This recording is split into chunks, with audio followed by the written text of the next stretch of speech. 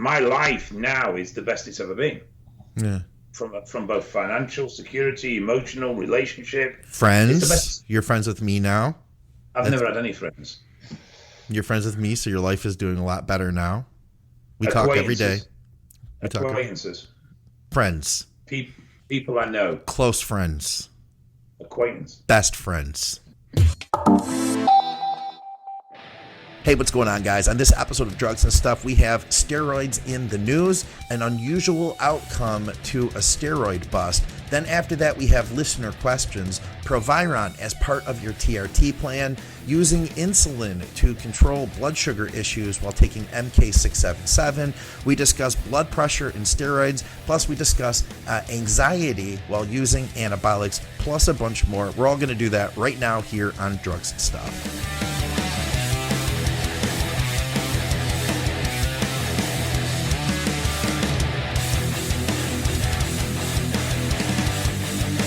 Hey, what's up, guys? Welcome back to Drugs and Stuff. I'm Scott McNally, and of course, I'm here with Dave Crosland. Our programming is all brought to you by TrueNutrition.com and GetAzoth.com. We had some feedback from the last episode. Danny Bossa joined us. We talked all about TRT. Basically, I mean, what it came down to, I mentioned it to you before the show, but what it came down to was there were definitely some people that felt challenged by some of the stuff Danny was saying. Yeah, I mean, the thing is, we got Danny on because he's not quite a 180 opinion from us, but it's very much a different opinion from us. Yeah. And you know, people may have suspected that we went to town and we had arguments, but they would have just been counterproductive. There was no point as throwing mud at each other. Yeah, I wanted to hear what Danny had to say, and I wanted to hear his opinions and why. And some of the stuff, yes, we agreed on, and some of the stuff we don't agree on. And I think what people need to realize is that we're all entitled to opinion, and we form that opinion over experience and over knowledge accrued, be that from a direct source, i.e. a research paper or something, or secondhand from somebody else who imparts knowledge on us. Right, or our own personal experience, anecdotal evidence. Yeah, and that there's nothing wrong with somebody challenging that with an opposing view. Sure. Now, as I currently stand, I do not agree with Danny's thoughts on estrogen or Danny's thoughts on dosing. That might change in 5 years. Yeah. You know, I mean, I've recently looked at TRT dosing personally, and my TRT dosing is what most people would call ridiculously low. I would call it ridiculously low, unless it was every day instead of every week. Then you'd be good. You know, I am on a substantially low dose. I'm on 50 milligrams a week. But at 100 milligrams, I was double the range. Yeah. And as a result of that, I was having upregulation problems with red blood cells. Yeah. You know, and there was, I didn't see the podcast being productive if we ended up just going, oh, no, that's not right. Oh, no, that's not right. Yeah. I felt it was much better to let Danny give him his head to a degree. I mean, yeah, there was discussion, but, and let him get his opinion across. Absolutely. And then people can then go away, and obviously they know our opinion. We ram it down their throats every week. But people can go away and make their own decisions based on what they've heard and what they feel is correct. Or they can go and, if anything else, I've always felt that speaking to someone with an opposing opinion is very, very beneficial, because what you should do in that situation, you shouldn't turn around and go, oh, you know, you're wrong. Yeah. That's the end of the conversation. Shut it off. Just go, yeah. Okay, let me have a look at what you're saying and let it challenge my thoughts. And then if at the end of that process I come back to the same belief, then my thoughts are more robust. Yeah. If, however, I come back at the process and go, you know what, you might have a point with this, or you might have a point with... That's how we learn and grow. Absolutely. Absolutely.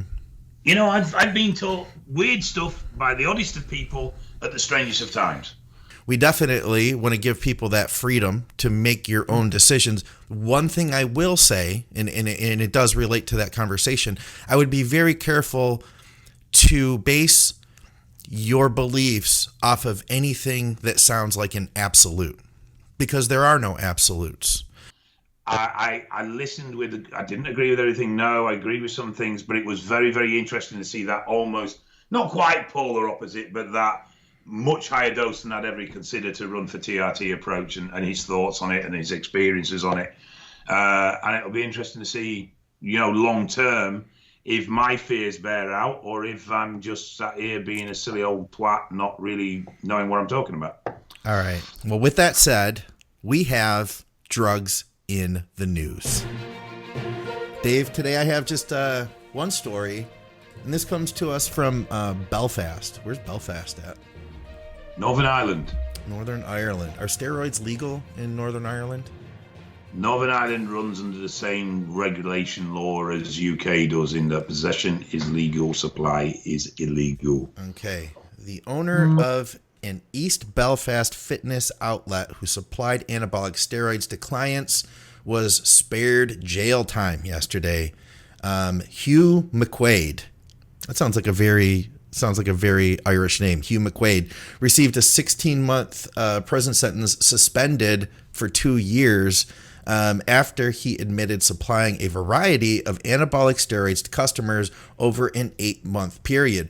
The 50-year-old owner of HM Sports admitted to possessing criminal property amounting to just over 128,000 pounds following a police search of his business premises in February of 2018. The defendant appeared via video link. Let's see.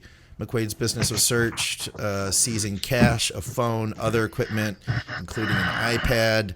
I had a question here for you. So Judge David McFarland said that while there was a demand for anabolic steroids for bodybuilding and to assist in the recovery of injury, they are controlled substances, Class C drugs, that were regulated, quote, for a purpose. This purpose, the judge explained, was to provide a degree of protection from the public, given the harmful side effects that can arise from taking these drugs, except under medical supervision and for a therapeutic purpose. So he said that the judge said there was no evidence that McQuaid was stockpiling steroids and that the supply was likely to reflect customer-based demand. So what does this exactly mean? He basically, he got his sentence suspended in this case because he was not trying to push extra steroids on people. He was just meeting demand. There's not really enough evidence or information to really know what they were thinking. I've got a couple of ideas, but they could be wrong. The first thing is, obviously, suspended sentence basically means it doesn't matter what offence he commits in the next 2 years. If he commits a criminal offence, he can potentially automatically go to jail. Oh, for this offence for the period of time stipulated. Okay.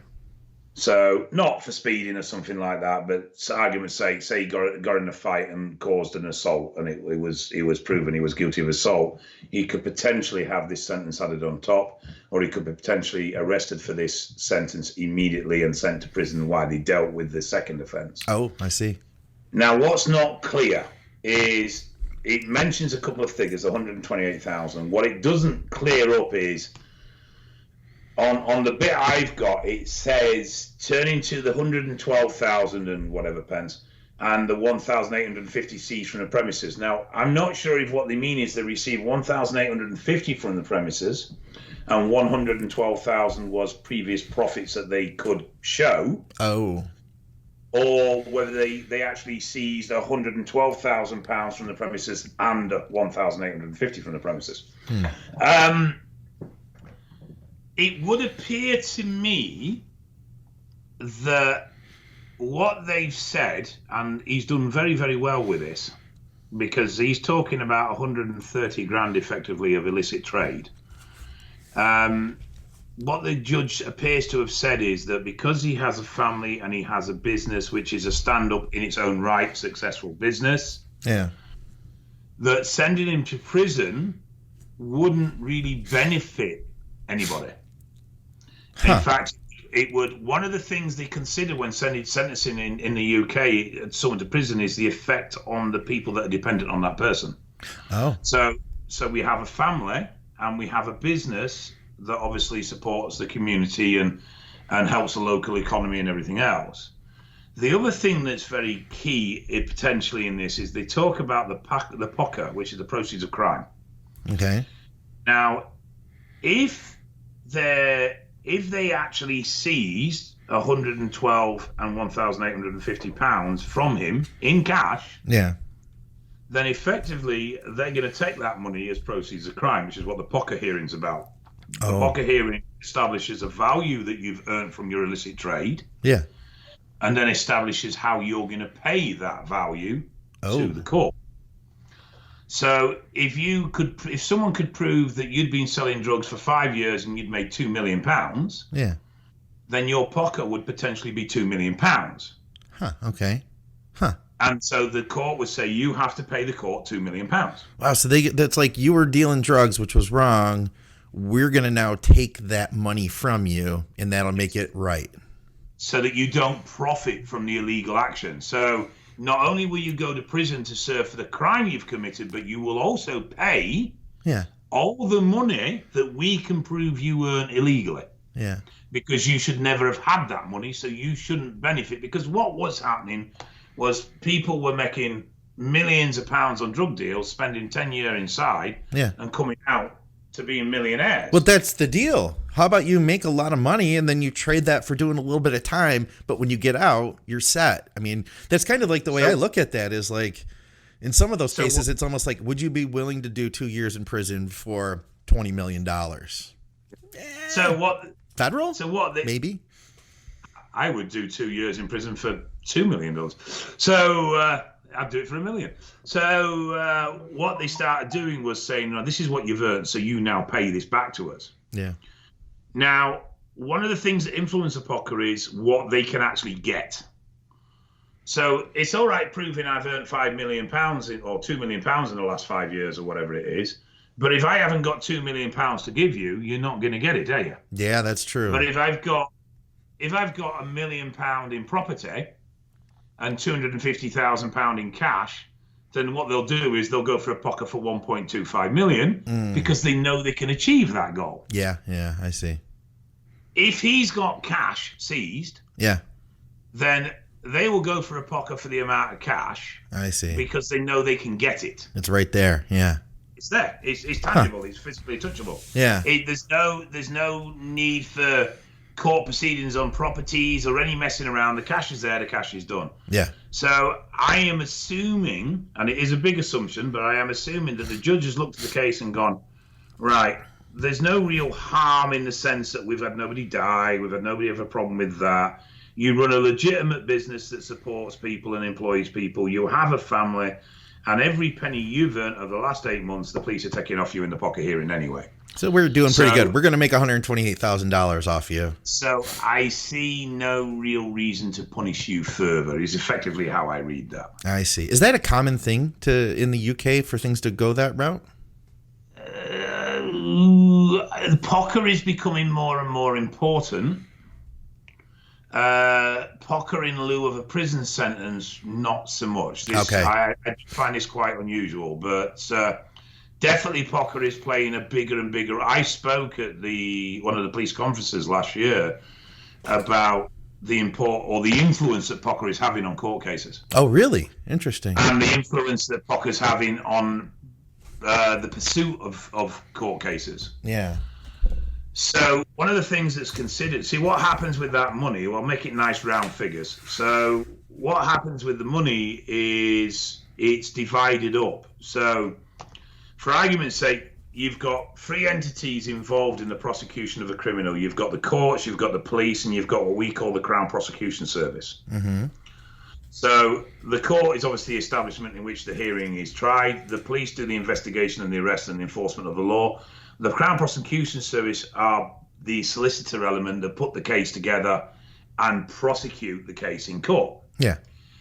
If I got done for 6 million POCA, 3 million would go to the government. The 3 million that's left over, 1 million would go to the prosecuting court, 1 million would go to the arresting police, and 1 million would go to the Crown Prosecution Service that operate in that area. Okay.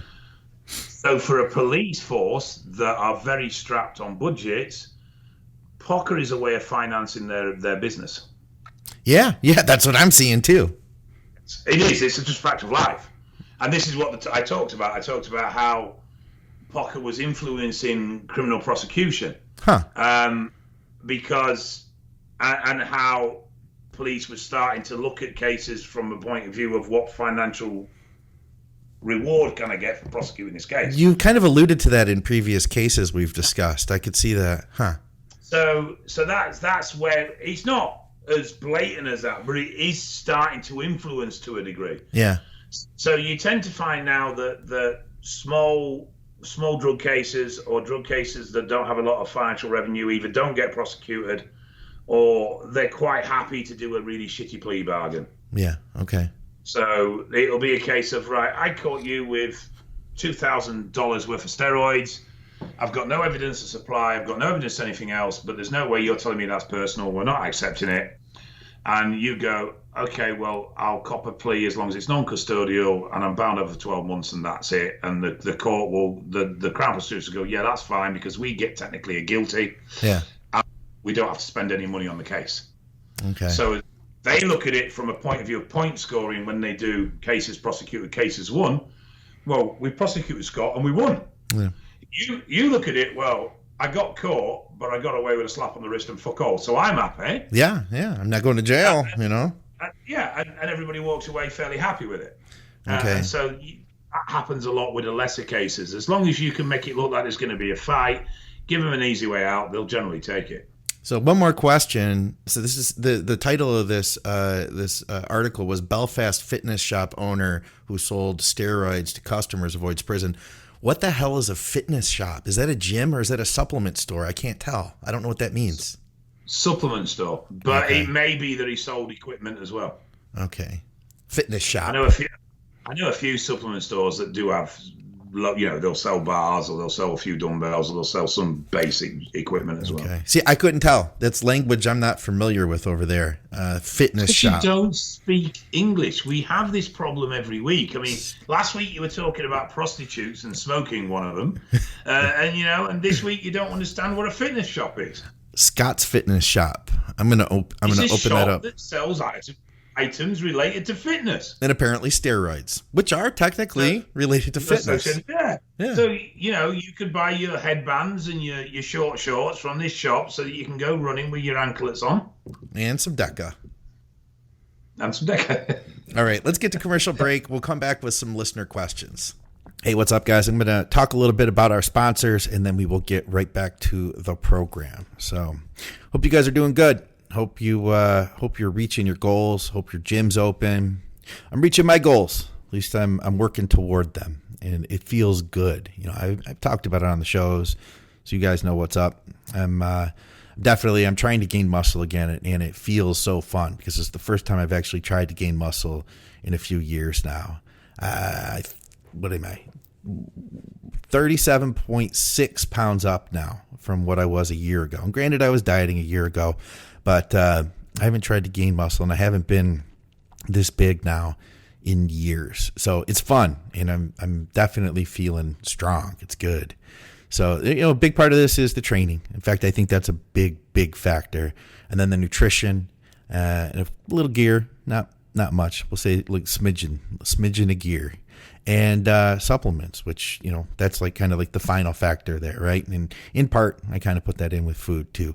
And of course, I'm using supplements from our sponsor, TrueNutrition.com. High quality, third party tested, meaning you get what they say that you're getting, and they're owned by a guy, one of the most honest people in our industry, and smart dudes too, Dante Trudell. So you're getting good quality supplements, and on top of that, these are things that you would buy anyway, if you get them from TrueNutrition.com and you use our code, which is advices, then you directly support our programming. I'm honestly, at home putting in hours a day, every day on these podcasts, and I love doing it. It's a lot of fun, but obviously I got to get some sort of return, right? to continue doing this. So I appreciate you guys supporting our programming by shopping with our great sponsors, because that allows me to keep doing this. And I appreciate you guys listening too. It's a lot of fun doing these shows and sharing all this stuff with you. Our other sponsor is getazoth.com. And we have a code for them too. Advice is 10. You can go to either that website or you can go to the Amazon link in our show notes.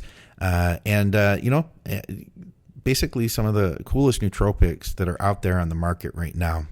What is it? AZOTH 2.0. It's a fantastic product. I've enjoyed that for like 2 years now. And now I'm experimenting with Total Focus, which contains new supplement, which it's winning all sorts of supplement awards, Zynamite. So Zynamite, as you guys probably heard me talk about, is a dopamine reuptake inhibitor, meaning it keeps more dopamine in your body. And dopamine is a book I'm checking out. It's called The Molecule of More. It's about dopamine is what makes you desire. Dopamine is what makes you want to achieve. Dopamine is what makes you want to keep making money or keep doing whatever you're doing and be the best at it. Keeps you on task, really. Keeps you focused on the chase.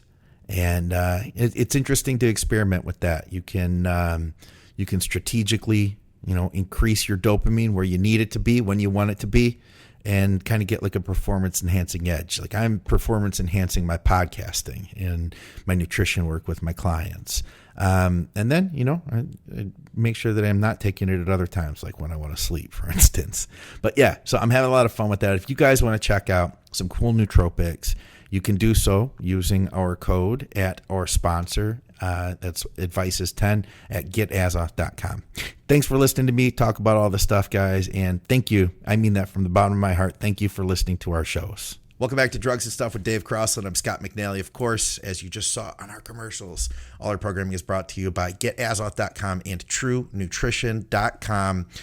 We've got a bunch of listener questions. And to start us out, Steve had a question for you, Dave. I know that you answered this on the previous episode, but what does 50 milligrams a week get you to for blood totals on test? It's putting me at about 25, 26 nmol. Okay. And I'm happy with that. That's fine. I feel fine on it. I don't have an issue. I feel normal. I don't feel supercharged. I don't think anything special. I just feel normal. No kidding. Okay. I'll be retesting in 2 weeks, so I will let people know what my numbers come back in 2 weeks' time when I retest. Okay. Can we get sponsored by Dunkin' Donuts or something? Ooh, that'd be good. I like Starbucks better personally, but if you want Dunkin' Donuts, we can talk to them. Well, Krispy Kreme. Krispy Kreme. Okay. Timmy Hortons. Now that would be a sponsorship. Dave spent time in Canada, so he's a big Tim Hortons fan, I think. But there's one in Manchester as well. We've got one over here now. Oh, nice. All right, so let's start here. Does Cialis run daily or every other day actually help impede the growth of smooth muscles, such as your heart? No, in fact, I believe it's beneficial. Yeah, so it would help. It would help you to not get an enlarged heart, is what he's asking. In view of against steroid use, I doubt it will be that equalizing. Yeah, okay. That's a bit like saying, if I'm on 700 mg a test, can I take DIM to stop my estrogen? DIM has a positive impact on estrogen, yes, but not in viewed with, huge increases in testosterone. Okay. Doctors are currently told not to use Cialis in patients with heart failure, including low blood pressure. Okay, I don't see anything offhand. I wonder if there's something to this, though. My understanding is Cialis is beneficial to the heart if your heart is healthy, but once you have problems with your heart, and heart failure is a very good example, because basically generally heart failure is that your heart can't beat correctly. If you then increase blood flow, which Cialis does do, then you're going to put more pressure on the heart when it's already in a state that it's struggling to beat correctly and keep up with demand. I see. Heart failure is often contributed or a result of arterial fibrillation. Well, some form of irregular heartbeat will often result in heart failure. Yeah. That's what triggered mine, that and being 400 pounds and taking shitloads of gear. Yeah. There's some factors there. Yeah, mine's much improved, actually. Good. Yeah. I'm not quite signed off, but I think when I finish dropping this weight and everything, I probably will be. Nice. Yeah, 42 pound down. Oh, yeah. That's freaking great, man. Okay, how about Proviron for TRT? Question about Proviron being added to TRT in Europe, especially, is this in a way sustainable long term, especially given Proviron's possible negative impact on lipids?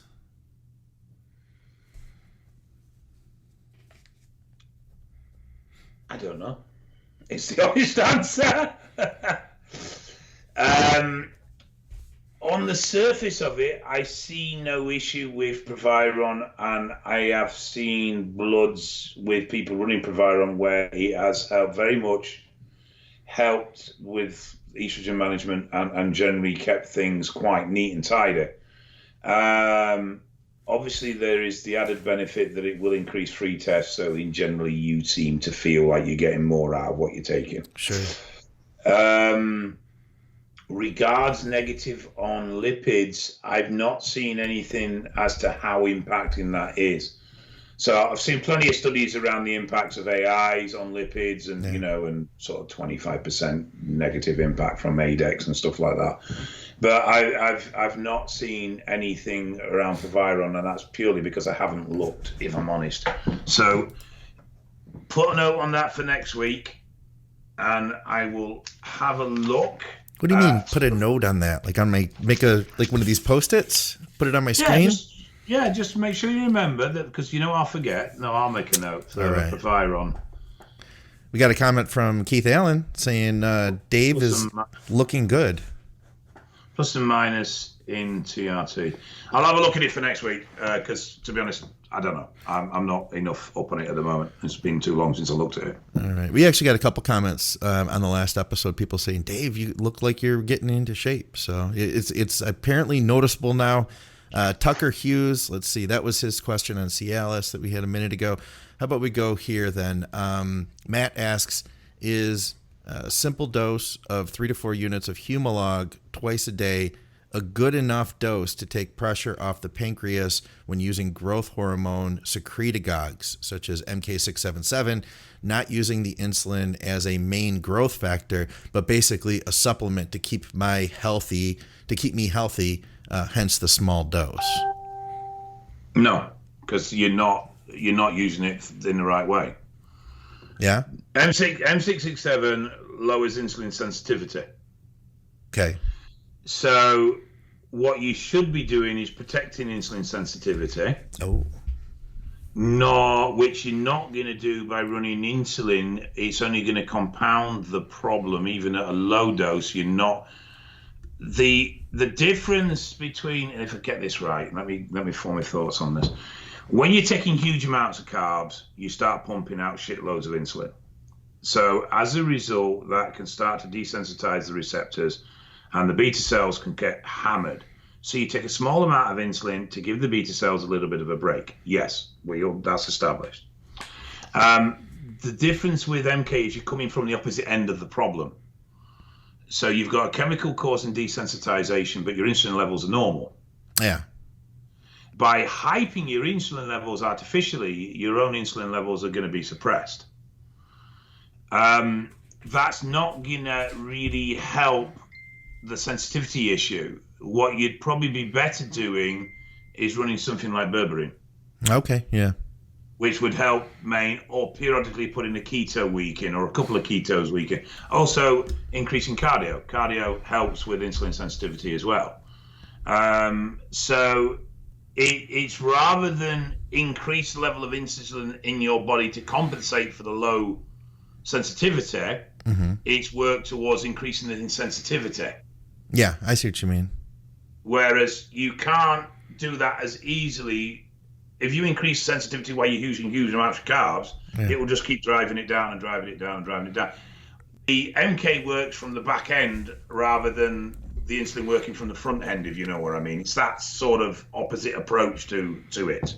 Okay. Yeah. Yeah. Versus you're talking about fixing the issue versus band-aiding it. Really is kind of something along those lines. One is a compensation where the other is a prevention. Yeah. Yeah. I think that's probably the best way of describing it. You know what, too? He could test his blood glucose, see where it's at before he does this, and then start the berberine and then see what his results are from that. You could directly see if it's affecting you. This isn't something where you have to like just wonder or think that you feel better, feel like you're healthier. You know what I mean? You could actually check yourself and see for your, what's going on. BG Me is the cheapest chips. They really are. The dollars, or in this case, pounds. They're not a lot of money at all. Cheapest chips. Cheapest chips. You said something else that I thought they're real hot potato. They have a real hot potato for DNP. Ooh, we have a DNP question too. I'll have to pull that one up. But while I look for that, let's go to the next one here. This is from Joshua Todd. I've heard there is a push to move people on replacement therapy to Clomid from testosterone. Any truth to this? What is the international pulse on TRT methods at the moment, Dave? Give us the Euro scoop. It's all over. I know a couple of years ago the FDA was making a lot of noise about encouraging the reduction of the availability of TRT to patients and of trying to encourage doctors to be less liberal with their TRT treatments. Yes. Danny said last week that he'd seen the ranges in the States periodically come down. True.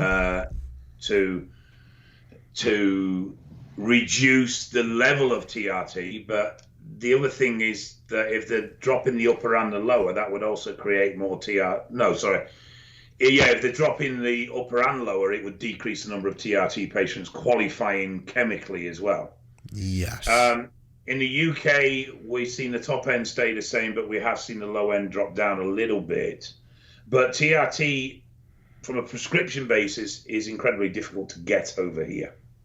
Yeah. There does seem to be a general move across the board to dissuade TRT.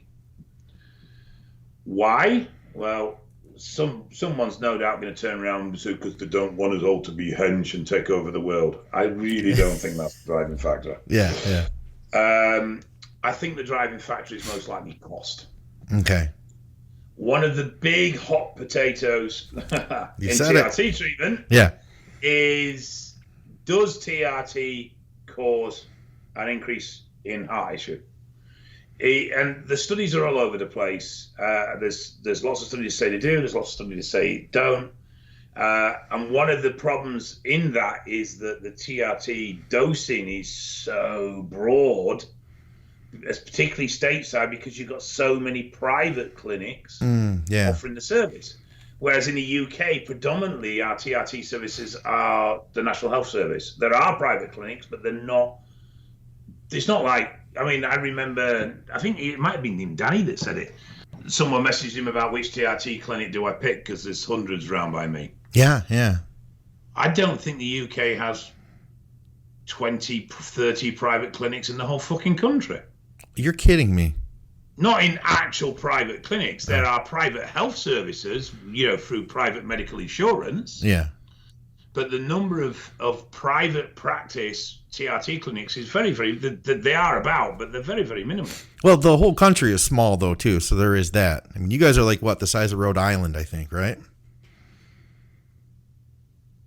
You can drive in the UK from one end to the other in under an hour. That's a fact.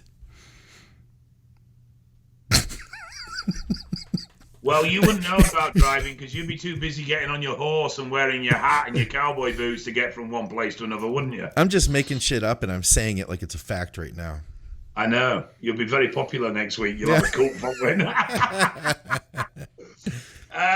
So, yes, there does appear to be a general restriction of TRT supply.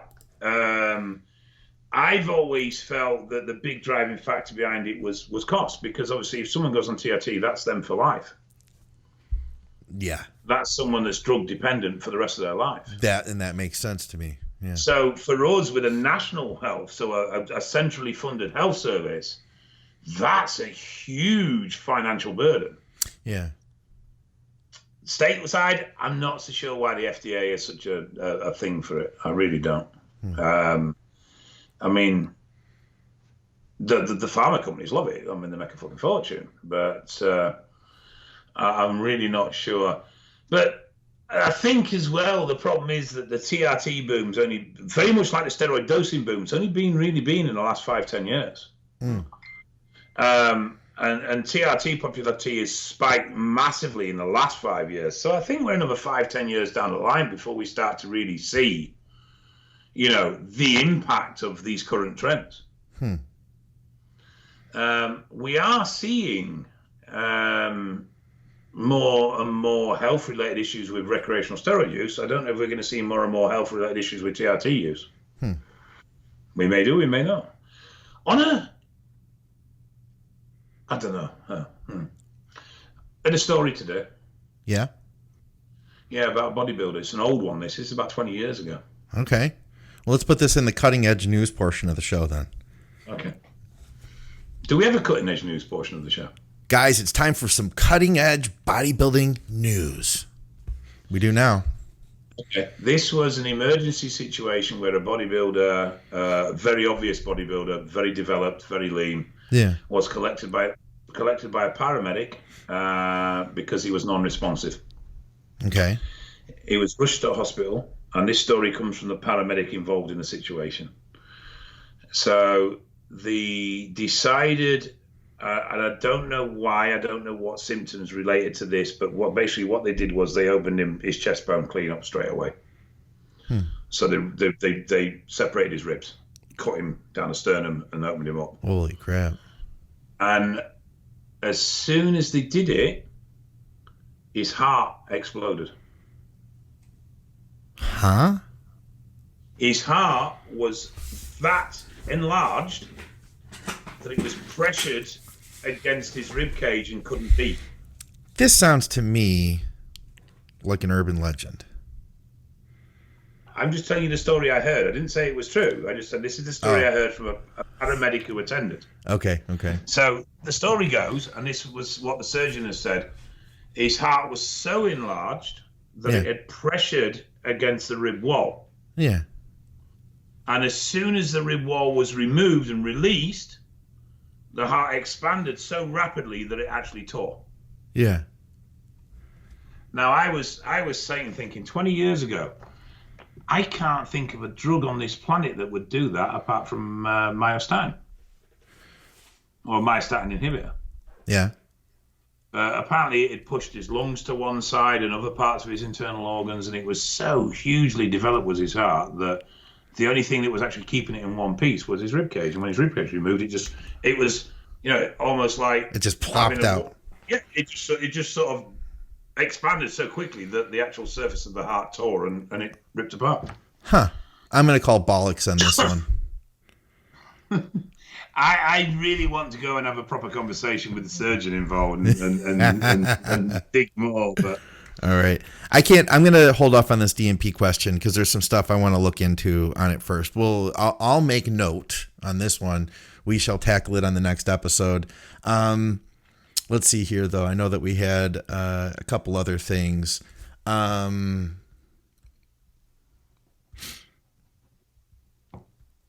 see. Dave, I believe that they're going to try to do a show here in a few weeks. IFBB, they're going to go back into contest season. It had been shut down. It looks like the Tampa Pro will be happening after all. Yeah. It's in about 3 weeks from now. Yeah, I saw some. I don't know if you aware of a guy called Cornelius Parkin. Absolutely, I am. Yeah. You know Con. Yeah. Yeah, Compost is talking today about he's got a few athletes competing in about 3 weeks' time. Okay, it's probably for that show then. Yeah. Yeah. All He right. sold his gym, hasn't he? Oh, I don't know, had he? Yeah, he sold his gym apparently. Okay. Apparently that was it. We don't have any other questions, Dave. Oh shit. I know. That's it. I'll go back to planning my holiday. Where are you going? France, Belgium, and Switzerland. Huh. Because that's all pretty much about a 45-minute drive from you. Yeah, it's 10 minutes down the road. That's what I thought. You guys are all so close together. Yeah. I just drive on the bridge over the English Channel into France, and the rest of it's space. Doesn't take long at all. Nice. Yeah, I'm going away in my motorhome, my little caravan-y thing. And we're just going to have I just want a break. It's not like I've been hard work. I just need a change of scenery. Yeah. I'm sick of looking at the same 4 fucking walls. So I'm going to swap these 4 walls for 4 walls of the car. There you go. That'll be fun, man. If we can, I would love to try to do some sort of on-the-road podcasting with you. That would be amazing. I am trying to time it because we're hopefully spending about 4 days on the shores of Lake Geneva in Switzerland. Okay. So I want to try and time it so we can do the podcast from Geneva. Oh, that would be great. Oh, I did find one more question. Cool as fuck. Go on then. Okay, so I did have one more here. I was digging around. I was like, where did it go? There it is, though. This is from Tommy. He says, do all steroids elevate blood pressure? Deca 1 milliliter and test 400 at 1 milliliter a week. Raised mine. What would be better? Yes, they do. But different compounds do it to different degrees, and obviously lifestyle and individual and genetics and all these play a factor in this. Yeah. It's not necessarily going to elevate blood pressure to a problematic level. One thing that generally kept very well in me when I was training hard was blood pressure. I'm surprised by that too, with all the water you put on. Yeah, my blood pressure was always decent, and I put that down to 2 things. One, I kept a very lean diet, which kept my cholesterol in very good condition. Yeah. And 2, I like to think I trained hard. As soon as my training started to become lackluster and not as focused, and my training started to get my blood pressure went through the fucking roof on minuscule amounts in comparison to what I used to run. Yeah. But I do think that Deca is probably going to result in less blood pressure than test. Some of it's tied into the increase in RBC and the thickening of the blood. Some of it's tied into aromatization and estrogen and increased water. Yeah. So there's a few factors that play into the increase in blood pressure. So your DHTs don't seem to be as prolific at raising red cell counts.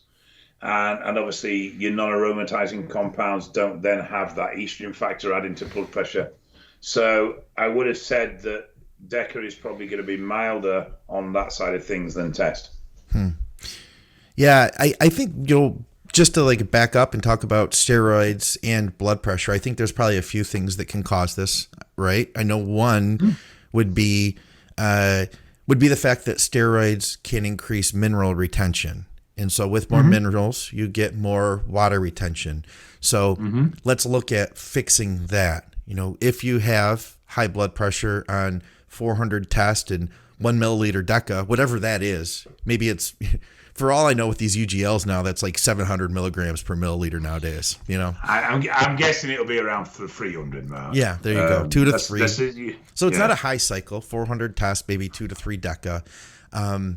You could probably do something nutritionally to work on that a little bit. What's your water intake like? Dr. Scott's book, Be Your Own Bodybuilding Coach, which I have on the shelf over there. He says that about 1 gallon is about the average amount of water that you need just to kind of make baseline happen in your life and your body. So are you getting a gallon a day? If not, I would definitely get up to that and see how that helps you. The more water you drink, the more you're going to flush those minerals through. And with an increased mineral retention, you're going to want to drink more fluids. So there's that. Other thing being steroids that are going to have like more of a central nervous system stimulating effect. Like I found Tren trenanethate, especially as that builds up, guys tend to get more issues with things like anxiety and things like more rapid heart rate. I get where you're going with that. Yeah. So, so I mean, maybe stay away from those things that are going to be like more like, the drugs that would be higher side effects, things like that, things like Halo, And I think I mean, that's more of an indirect mechanism. It's more of a secondary mechanism, but I get where you're going with that. If you're anxious and your heart rate is elevated because you're anxious, your blood pressure is going to be elevated because you're anxious. Yeah. So just a couple thoughts. I was just trying to think of like, well, what are the reasons? Because realistically, I think that any steroid has the propensity to increase your blood pressure, really, if you're taking it at a, super physiological dose. Mm-hmm. Yes, definitely. On a related note, I don't know where this question is at. We never answered it. I want to say it was on a couple podcasts ago. It was posted on a live feed. But somebody asked about anxiety and steroids, anxiety and testosterone. Have you heard of anybody getting anxiety while taking, like, how about even like TRT? I don't think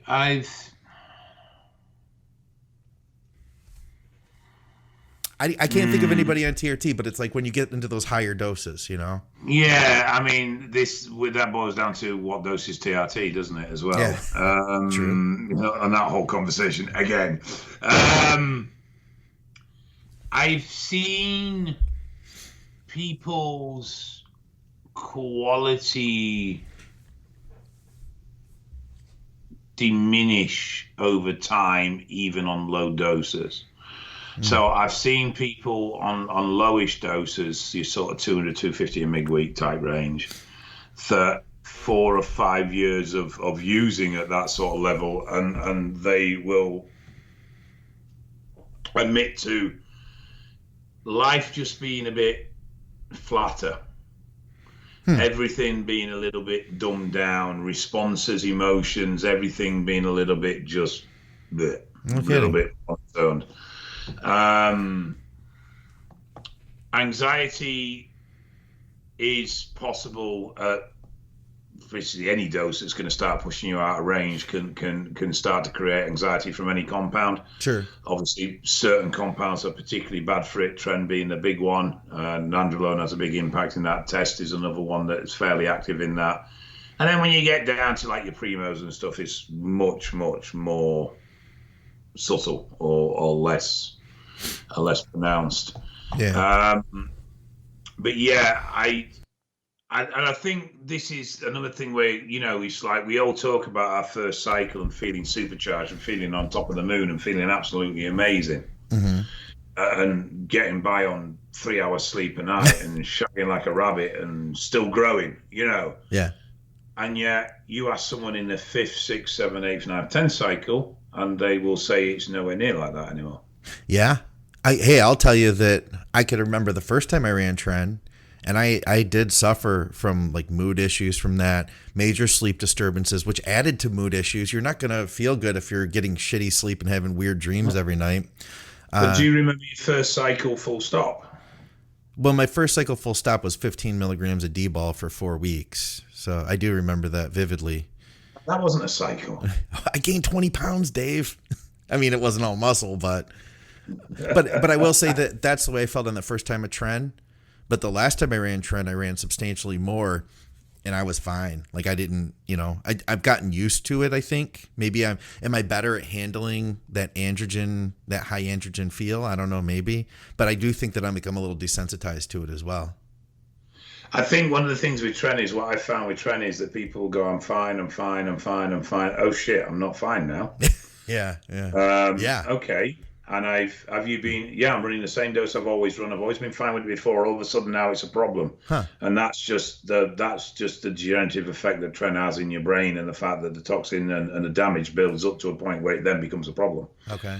But what I was meaning was, most people on they do the first test cycle, 400 mg, 500 mg test a week. Yeah. And they feel like Superman. They feel they're a dog with 2 dicks. Yeah. And they feel like. Okay. Yeah.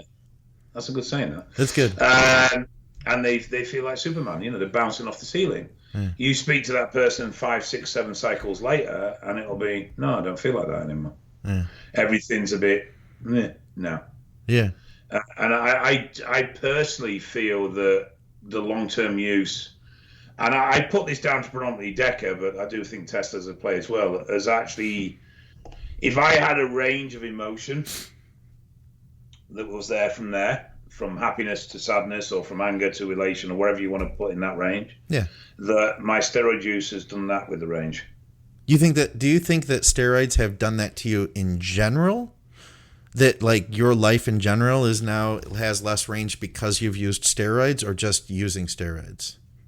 I think there's a contributing factor from the gear in the fact that my emotional range is not as great as it used to be. Okay, wow. Huh. Yes, I do. The science backs it. The science does back it. Yeah. The brain studies do back a downregulation of brain activity and a downregulation of cerebellum and a thinning of the cerebellum and stuff like that. And disruptions and permanent disorder within the sort of magnadia and your emotional control centers within your brain. Yeah. But yeah, I do. I definitely. There's age that pulls a factor into that as well, and there's obviously the lessons of life that pull into a factor in that. But I mean, really, my life now is the best it's ever been. Yeah. From both financial security, emotional, relationship. Friends? You're friends with me now? I've never had any friends. You're friends with me, so your life is doing a lot better now. We talk every day. Acquaintances. Friends. People I know. Close friends. Acquaintance. Best friends. BFF. Yeah. All right. Well, listen, let's get out of here. I'm excited to have you go on your trip, and I want you to podcast from a little bistro with a French guy and a baguette. We're not actually spending that much time in France. We're just sort of driving through it. And doing a podcast from a bistro. I will try and at least do something from somewhere original, a bit original if I can. Get a baguette. Even if it's scenery-wise, or get something in the background that's dramatic or something. I'll try. I'll get you a little beret when you're in France. What, a string of onions? What's that? And a stripy top? Yes, exactly. We'll have you wear that when you're in France. That'll be great. Well, where's fucking Wally? All right, guys. Well, for another episode of Drugs and Stuff with Dave Crosland, I'm Scott McNally. Our programming is all brought to you by TrueNutrition.com and GetAzoth.com. Guys, we will see you soon.